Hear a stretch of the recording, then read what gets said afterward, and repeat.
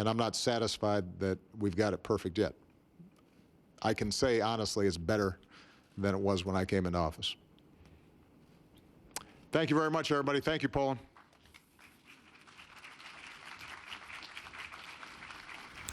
Barack Obama there speaking in Warsaw on what is his final NATO summit as President of the United States. He covered a lot of NATO issues, but also spent a lot of time talking about the sniper attack in Dallas. Now, we have our correspondent standing by. Our international diplomatic editor, Nic Robertson, is in Warsaw covering that summit, and Ed Lavender is in Dallas covering developments there. I'm going to go to Nic first. Nic, it's obviously he started off talking about what a tough week it's been for families of the people killed in Dallas, but also the entire nation. And he also hit back at criticism in the last few days in the wake of that Dallas shooting. He was criticised by the National Association of Police for not condemning movements like the Black Lives Matter movement. And he said that America is not as divided as some suggest, that Americans of all backgrounds are outraged by the attack we saw in Dallas, including protesters and families who've questioned police conduct. Yeah, and that's very much part of the tone of his conversation, and he said that as president, his role is to frame the issue, is to guide people to a better place, and the way that he wants to frame the issue is that the country is not as fractured as it might sound to be, that it isn't as divided as two extremes, that in terms of sort of addressing the gun issue, there's a small minority on one side and a large majority on the other side that see commonality in a way ahead in dealing with a bigger picture of this type of issue, but also in trying to frame that context of saying, look, we're not back in the 1960s. The country has moved further forward. The issues of racial division, of segregation going a long way back have moved on, have come a long way. But he also framed it in the context that these are not going to go away quickly. They're not going to be over quickly. You can't wish them away. We have to work them to be away. And that's what he wants to do, to identify ways forward to do that. He said this is something that,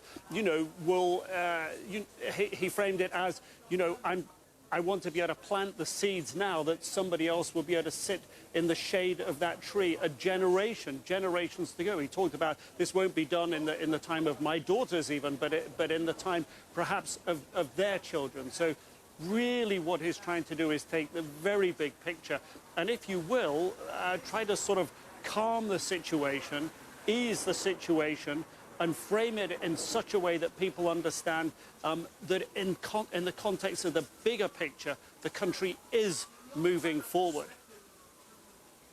Nic Robertson, just stand by for us. I want to go to Ed Lavender, who is in Dallas. Ed, as Nic mentioned, President Obama did talk about the gun issue. He said that the US is the only advanced country that sees a scale of this sort of gun violence, not just mass shootings, but everyday routine shootings in his hometown in Chicago. And we are now learning that the sniper in the Dallas shooting had a massive cache of weapons. Well, the gun issue, obviously, here in the United States is a very divisive one, and the limits, or how much limits there should be on gun ownership and the styles of weapons, is a very contentious debate in this country. But when you look at this particular case here in Dallas, Texas, I've been speaking with law enforcement officials who are investigating those weapons and where they came from. It's important to point out, and kind of fascinating part of the discussion is that from what I've been told so far, and this is something investigators are still looking at, that there doesn't appear to be any red flags in terms of the way that this gunman, Micah Johnson, the killer here of the 5 officers, obtained the weapons that he used in this attack. That so far there are no red flags, that it appears that all of these weapons were purchased legally. So that is something, that kind of speaks to this broader issue and this broader debate that exists here in the United States on the gun issue.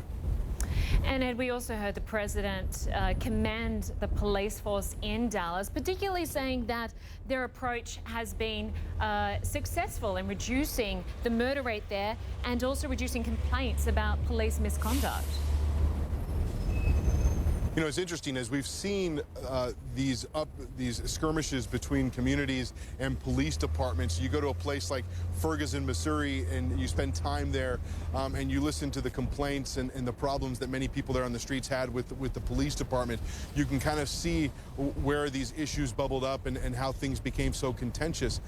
Here in Dallas, Texas, over the last several years, you haven't seen that. That's why this kind of attack on this police department for many people just seems rather unexpected. This is, you know, in terms of community outreach, it's a police department that is extremely active in doing that. If you go to the Dallas Police Department Twitter feed, for example, you can really see just how many different police officers are using social media to interact with community members. It's something that is a strategy behind the police department and how they engage with the community that they protect and serve.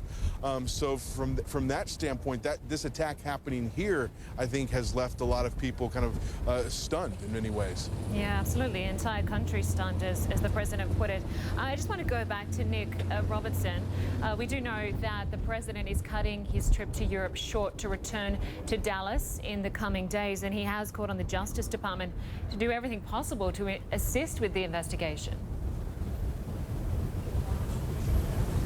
And that's been very important for him while he's been here, to be in touch with it, to be in touch with the details of it, but at the same time to be able to engage in detail in his meetings here. And it's quite clear that he has had a number of phone calls to the police chief in Dallas, just one amongst them, but also, as you say, in terms of the justice system, making calls there, reaching out there.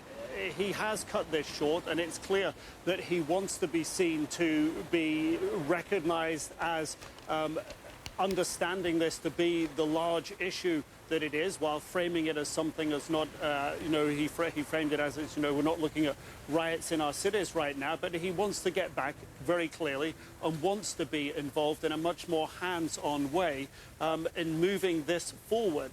There are narratives here that are close to his heart.